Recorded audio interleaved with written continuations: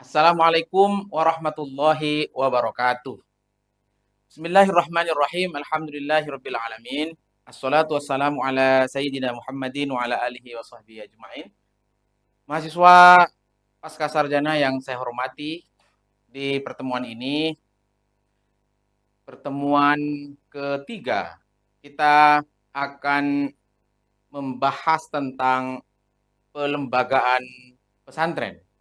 Itu berarti kita akan bicara dari aspek sosiologis, bagaimana pesantren sebagai sebuah social institution, kelembagaan sosial, menjadi sebuah pesantren hingga seperti sekarang ini, itu bagaimana ceritanya.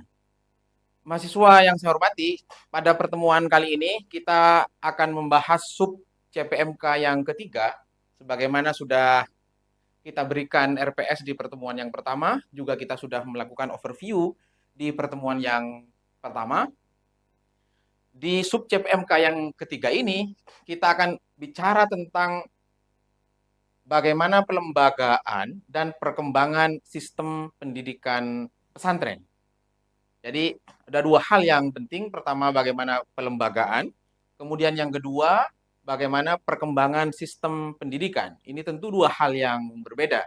Karena itu, turunan dari sub CPMK ketiga ini, materi yang akan kita diskusikan pada pertemuan ini antara lain satu soal pelembagaan pesantren, yang kedua soal social institution, yang ketiga soal teori siklus. Nanti kita akan bicara di dua teori, teorinya Bernard Thompson dan teori Asobiah tentang organisasi dan kelompok milieu yang fokus pada kajian Ibnu Khaldun.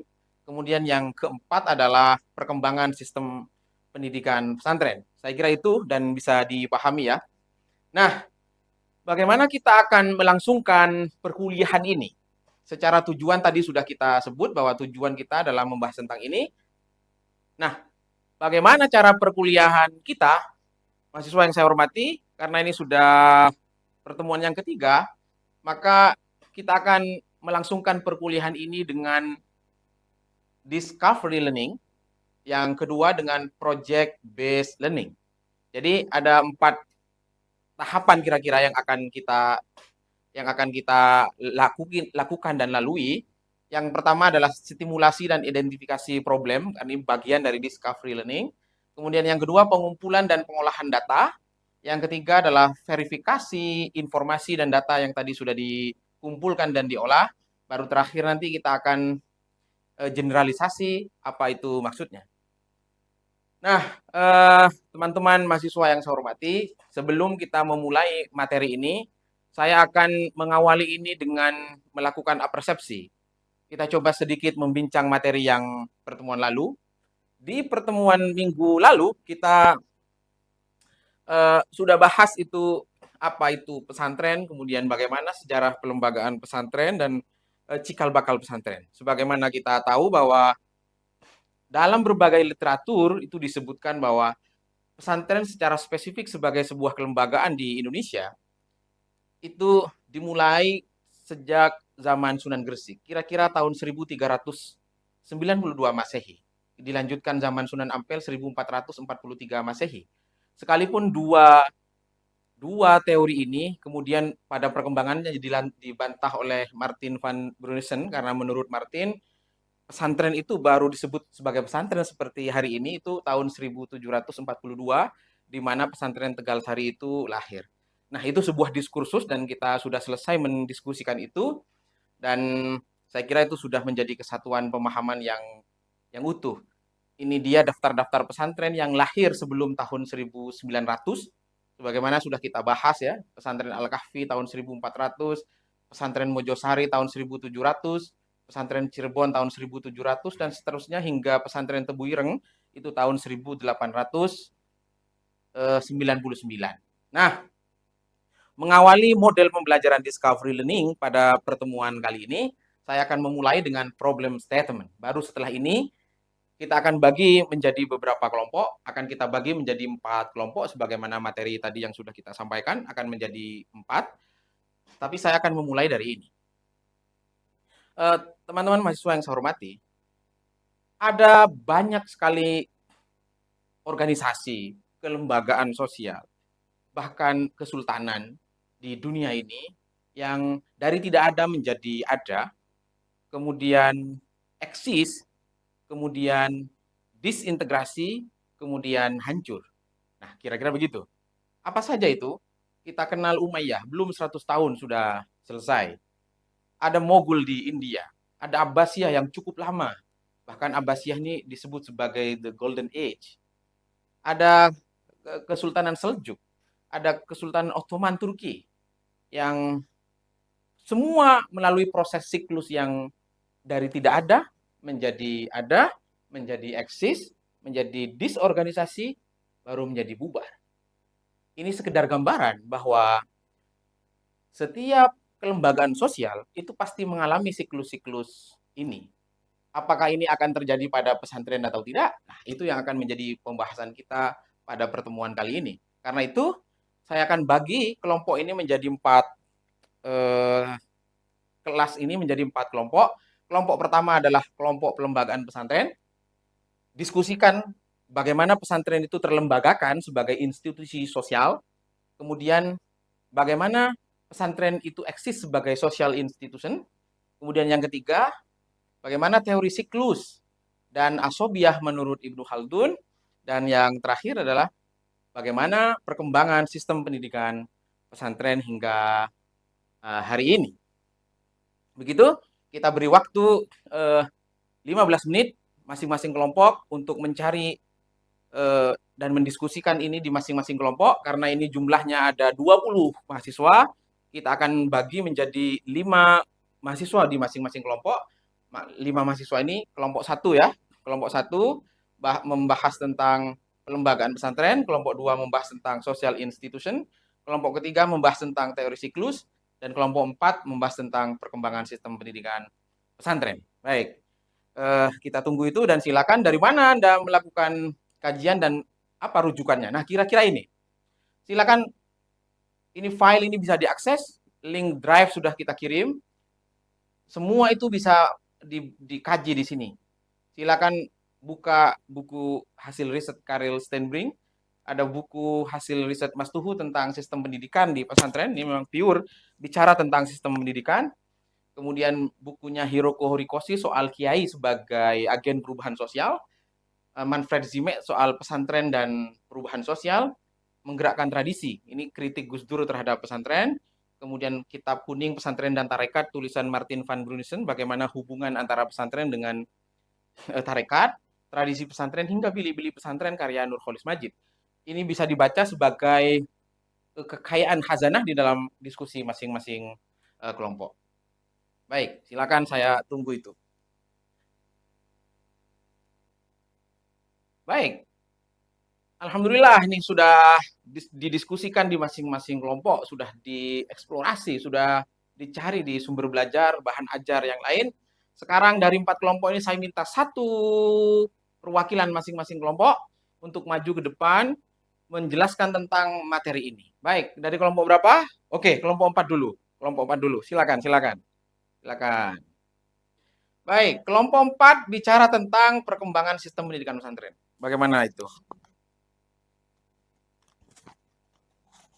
Nah, jadi begini, terkait sistem pendidikan pesantren itu dikenal bahwa pesantren memiliki 3 metode yang unik dan berciri khas. Yang pertama itu adalah metode sorogan, yang kedua wetonan, dan yang terakhir adalah bantungan. Namun, pada tahun 59 RMI melakukan konsolidasi secara besar-besaran dan waktu itu memutuskan bahwa tidak hanya menggunakan 3 metode tersebut dalam pembelajaran di pendidikan pesantren, namun memasukkan metode-metode yang lain. Kira-kira seperti itu. Baik, terima kasih. Terima kasih. Baik, kelompok yang lain bisa menyusul ya. Baik. Baik, berikutnya setelah verifikasi yakni presentasi tadi, kita akan lakukan generalisasi. Ini semacam konklusi dari pembahasan kita semua ya. Jadi begini, pesantren itu di dalamnya adalah sistem perilaku. ada aturan dan prosedur aturan itu lahir dari aktivitas dan interaksi sosial masyarakat Muslim Jawa terutama untuk memenuhi kebutuhan keagamaan dan pendidikan Islam. Jadi awalnya adalah kebutuhan masyarakat, masyarakat itu akhirnya kelompok masyarakat ini terorganisir dan terlembagakan, kemudian terjadi hubungan sosial di dalamnya, kemudian melahirkan nilai-nilai, norm, etik, dan lain-lain, sehingga interaksi, prosedur, dan hubungan-hubungan yang oleh Gus Dur bahkan disebut sebagai subculture, itu lahir kelembagaan itu namanya kelembagaan pesantren. Nah itu. Kemudian yang kedua, bagaimana ciri kelembagaan pesantren? Adalah ada simbol budaya, ada budaya yang menjadi simbol di dalam kelembagaan itu. Yang kedua ada code of behavior, yakni ada peran dan perilaku. Yang ketiga ada ideologi dan sistem ide untuk seperangkat norma. Itu berarti ada satu hal yang diyakini sebagai kebenaran, sebagai nilai yang dimanifestasikan dalam cara pandang kelompok yang di dalam organisasi itu. Itu yang ketiga. Yang keempat, apa hubungannya tadi itu dengan teori siklus? Karena itu adalah hubungan antara manusia, maka di dalam beberapa kajian sosial, maka dikenal teori siklus. Siklus inilah yang akan selalu hadir di dalam setiap kelembagaan sosial di dalam masyarakat. Misalnya Bernard dan Thompson, dia mengatakan bahwa setiap kelembagaan sosial itu pasti dimulai dari proses pengorganisasian, selanjutnya ada proses efisiensi, ada proses formalisasi, dan biasanya jika ini sudah eksis dengan waktu yang cukup lama, ada proses disorganisasi, di mana antar lini di dalam organisasi itu sudah tidak ketemu. Jika demikian, maka selesai sudah, pasti akan memulai dari proses pengorganisasian lagi. Nah, ini teorinya Bernard dan Thompson. Bagaimana dengan teori Asobiah Ibnu Khaldun? Nah, kira-kira ada 5 aspek ini. Pertama ada proses konsolidasi. Kan ini dari tidak ada menjadi ada, ya kan? Konsolidasi, kemudian ada proses dominasi, ada proses sejahtera. Abbasiyah misalnya, Khalifah Harun ar-Rasyid menghabiskan 50 juta dinar untuk menerjemahkan buku-buku dari barat itu diterjemahkan ke dalam bahasa Arab dalam kurun waktu yang cukup lama, bahkan dengan perpustakaan. Melahirkan perpustakaan-perpustakaan, Baitul Hikmah, dan lain-lain. Nah, setelah itu ada periode kepuasan, kemudian ada periode rusak. Singkatnya demikian. Ada generasi yang melakukan proses organisasi dan pembangunan. Ada generasi di mana generasi itu hanya menjadi penikmat, dan terakhir ada generasi di mana secara emosi dia sudah tidak sambung. Itu yang disebut sebagai generasi non-emosional. Dia lahir sudah dalam keadaan mulia, lahir sudah dipanggil sultan, lahir sudah dipanggil Gus, lahir sudah dipanggil Lora, dan yang lain-lain. Karena itu dia sudah tidak kenal dengan emosi para pendiri dan lain-lain. Maka jika sudah demikian, tinggal menunggu waktu. Nah, ada hal yang unik di dalam pesantren sebelum kita bicara tentang sistem pendidikan. Bahwa pesantren, keseluruhan sistem dalam pesantren, termasuk dalam sistem pendidikan di pesantren, kira-kira akan mengalami 3 hal ini. Jadi pasti pesantren itu mengawali dengan penolakan, tapi kemudian singkatnya itu diintip-intip, kemudian diadaptasi. Jadi ada proses adaptif, transformatif, akomodatif, diakomodasi memang, tapi diseleksi. Karena itu disebut akomodatif, selektif. Apa pertimbangannya? Biasanya karena legacy dan ada falsafah nilai yang dipertahankan di dalam pesantren. Nah, bagaimana dengan sistem pendidikan? Di dalam pesantren, dalam kajian para periset pesantren, dulu dikenal, tadi betul tuh, Mas Afnan tadi yang perwakilan kelompok 4 itu, ada 3. Dulu tuh ketika diriset pesantren-pesantren tuh hari ini berbeda. Ketika diriset dulu pesantren-pesantren itu hanya ditemukan 3. Jadi wetonan di mana kiai mengaji, santri mendengarkan. Santri pasif. Kenapa demikian? Karena pesantren mengenal ana abduman allamani walau harfan wahidan. Karena namanya abdun diberitahu ya nggak usah bicara apa-apa, dengarkan apa saja yang dari kiai. Tentu ini pasif. Yang kedua, kenapa demikian? Kenapa kiai hanya ngaji saja, kemudian santri mendengarkan, tidak ada diskusi dengan kiai? ada diktum, ada adagium di dalam pesantren itu yang kadang menyebutkan al-murid kal mayyit. Namanya murid seperti mayit itu ya kiai ngomong apa saja nggak boleh dilawan, dia didengar saja. Ya memang itu hasil risetnya, itu wetonan namanya. Ada berikutnya namanya sorogan.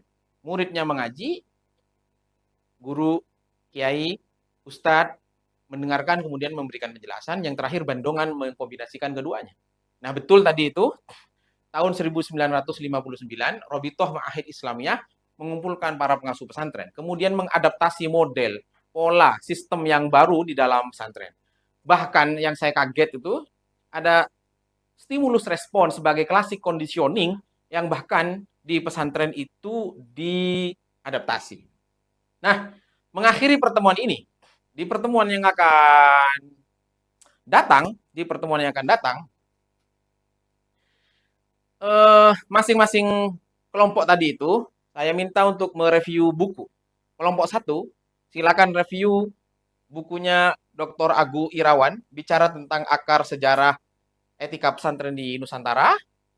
Kemudian kelompok kedua bicara soal modernisasi kurikulum. Ini hubungannya dengan sistem pendidikan di dalam pesantren. Kemudian yang ketiga, perilaku kepemimpinan kolektif.